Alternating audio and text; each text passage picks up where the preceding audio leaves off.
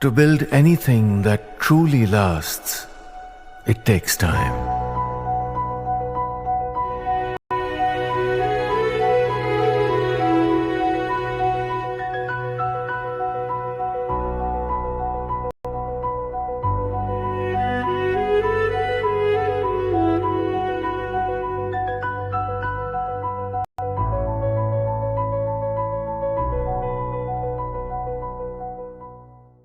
But what to make of the market right now and what your strategy be like? Let's try to decode that with Mr. Sunil Subramanian joining us on the show right now. Good afternoon, Mr. Subramanian. Always a pleasure having you on the channel. Hope you're back in India or still enjoying abroad. I'm still in Singapore. All right, but you're still there. You're still with us tracking the markets. Mr. Subramanian, let's start with the pharma space then, because two major companies, they did report the numbers. Dr. Reddy's still a buzz because many investors are looking 2 quarters ahead where semaglutide opportunity could be through. Even Cipla managed to surprise a bit on the earnings front. What do you make of the pharma space right now? Is it because the stocks were very tempered of late? That's why we are seeing a bit of a rebound from lower levels? Or do you believe that good time ahead for the pharma companies? So actually, first, like you said, why were they under pressure? I would call it the Trump effect, right? Mr. Trump has been going on and on of charging heavy pharma tariffs. Actually, not done anything about it. He's just been talking. But every time he talks, there is a nervousness around, is he going after the CDMO players? Is he going after generics? How is he going to manage? So I think that's the Trump nervousness which has affected the pharma space, and that's why it was under pressure. So today, when individual companies are reporting numbers which are good, I think the market has no choice but to go and buy those because at least they have indicated their own future in a good manner. And to the extent that some of these might not get impacted by tariff, there is a window there. Pharma also contains a lot of domestic oriented things like hospitals and diagnostics, which are not in any way affected by the tariff thing. So overall, pharma is a defensive play. And one of the reasons why I think pharma underperformed in the past is that FIIs are the ones who have caused the selling pressure. And as you know, external oriented sectors are something that FIIs closely track. So I think the bounce back that you're seeing in the pharma post results is still driven by DIIs. So I think FIIs are yet to make up a distinct position on India. They're still, I would say, a bit wary about India because the delay in the BTA is not auguring well from their perspective. Sunil, so hi, this is Nehi also joining in. Want to get your overall sense on where you are seeing the market headed right now, because we have been consolidating for the last couple of months, if not more, and we have been stuck in this range. Now we are even below that 25,000 mark.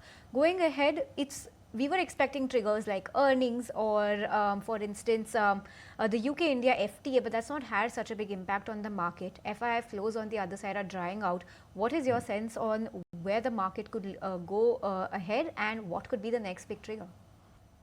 So I think the first thing is we need to understand the market movement over the last 3 months, right? So if you see here, starting post March itself, FIs actually in April, May were buyers, right? In June also, the buying was there, though it was less. At the same time, if you see in the last March end, mutual fund DIIs, right, of which DMFs are a big part, had built up their cash balances to I think about somewhere around 7.25% of the total portfolio, right? But over the months of April, May, mutual funds and FIs both were buyers, and that's why you saw some support to the market. But from this beginning of this month, what's happened is that I think mutual fund balances are again down to the 5% level, which is broadly a bottom. So what has happened is that I don't think DIS now have that much cash. You have fresh SIP numbers coming in. So that's what they can deploy, right? So the first thing is that I think mutual fund last earnings season, looking at the results, looking at this, domestics have largely deployed their cash and today don't have that much cash as they had a couple of months ago. FIIs, on the other hand, what's happening is that because of the BTA signing, right, everybody expected by July 9th that there would be some action on India. Then July 9th has become August 1st. But now it doesn't look, because the Indian trade delegation has gone to the US and come back, but still don't have a deal with the US inside because there are sticking points around Agri. There are sticking points between India and US, which is not easy to solve. So now it looks like even the August 1st deadline they will not meet. And then whether Mr. will extend this 10% pause, which is till August 1st, let's say till September 1st for India, or is he going to slap 26% tariffs on India 1st August? And then when the deal gets signed, he will come back. Like that's what happened with Japan, if you recollect, right? He used the deadline to increase the tariff and then strike the deal at 19%. So this relative uncertainty around India and US, whether we are really going to do a quick BTA, and if a BTA happens, it looks like a three-part deal: an interim deal, and then another deal by fall, which is like a phase one, and then another one may take a few more months because there are a lot of stickly points that need to be tackled. So FIs have been a bit cold around the India because they're waiting for this certainty. Second aspect which has forced the FIS into this action is China. Because the China and the US have kind of come to an agreement on the tariff, though they haven't signed a proper BTA yet, the fact is that the Chinese market has been beaten down so much that its 1 year forward PE is at 11 and India is at 22. So if you look at it, it's half of India's valuations, and the Chinese economy is what 4.5 times bigger than India. So the point is that even at a 4% growth rate for China, those numbers are huge. So a lot of FIs are now finding value in China to go and put in the market. So some amount of attention has been diverted away from India into China.